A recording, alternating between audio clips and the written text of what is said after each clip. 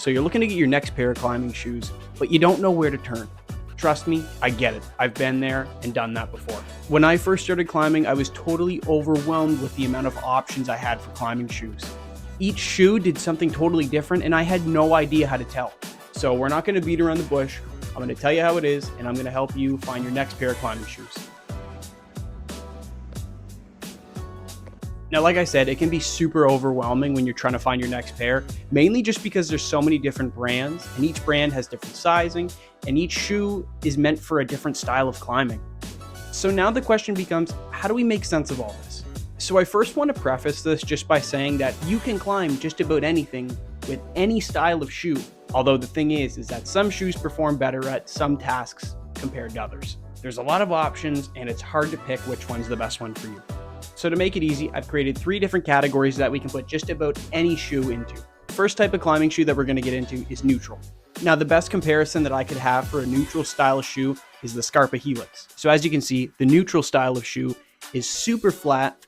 It has a lot of support. With that being said, this style of shoe is really good for beginner climbers. This style of shoe will most likely be your first type of shoe that you buy. It was for me. The first ever shoe I got was the La Sportiva Tarantulas. As you can see, they are a pretty neutral shoe. But honestly, I can't recommend these neutral style shoes enough because not only are they super useful for new climbers, they're also super light on your budget. Compared to some of the higher end shoes that most pro climbers wear, these are nowheres in cost. I think you could probably buy a pair of Tarantulas or Helixes for like maybe $100. That's just about it for those style of shoes. So the second type of shoe we're going to get into is the soft and sensitive shoe. The perfect example of a soft and sensitive shoe that comes to mind for me is the Scarpa Drago. The Scarpa Drago is more of an indoor bouldering shoe, and you've probably seen it in the Olympics more times than I can probably count. Anyway, it's a moderately aggressive shoe, and it's super soft and durable. Like, look at that. And in my opinion, softer shoes tend to have a little stickier rubber. Now, if you're a new climber trying to upgrade, I would be careful with these. The only reason I say that is because there's no midsole in them. Like I said before, you can bend this thing, there's no support in it. With that being said, you will put a lot of strain on the arch of your foot if you're not used to it. But besides that, if you've climbed in any of the stiff shoes that we've talked about before, I mean, I don't see why this wouldn't be a good option to upgrade to, especially if you're indoor bouldering. Another big pro for these types of shoes is that they're amazing for smears. Seeing the way new age bouldering is going, there's a lot of really cool smears and a lot of super interesting moves, and it just seems like these types of shoes are the best for the job. But yeah, honestly, there's a laundry list of these soft shoes that you could get. The Dragos are just one of them. Another one is the Solutions. There's Chimeras, there's Magos.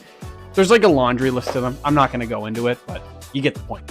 Now, the third and final shoe that we're going to get into is the stiff and downturned shoe. By far, the best example that I can think of would be the Madrock Drone. Usually because they're so downturned and stiff, it makes it really easy to put a lot of weight onto a small hold.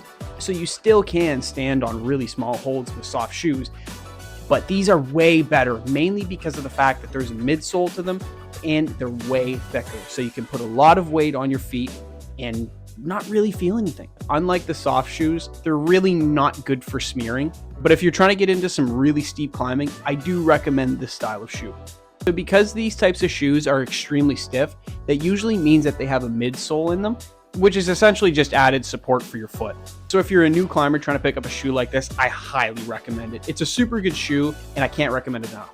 And then as you progress and you want to move to a different shoe, I would try something that doesn't have a midsole, just so you can build that foot strength. Yeah, that's essentially my 3 categories of what I would break into climbing shoes. If you're a new climber and you're looking to get your first pair of shoes or just upgrade to a different pair, I'm going to give you a few different recommendations. So instead of me holding up every single shoe and recommending everything to you, I'm going to make it super simple. I'm going to give you a list right here filled with a bunch of different shoes that I recommend you take a look at and research. See if you like them, see if they stick out to you. Not only that, but I know sizing can be a pain in the butt to deal with because every single brand has a different way that they do their sizings. So I'm going to leave a link down in the description. This website right here is the best website for shoe sizing ever. You can put in just about any shoe that you want, and you can put in the difficulty that you want to climb at, and it will tell you how much to downsize. It's a super useful guide that I think genuinely everybody should use.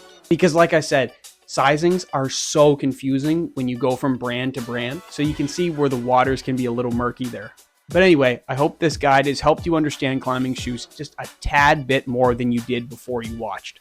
And if you found this video helpful, make sure to like and subscribe for more. I've been climbing for a few years and I want to help you guys out as much as I can because I know how difficult it is to get into climbing. I went through it. We all went through it. So I want to make that barrier to entry as low as possible. Anyway, thanks for watching.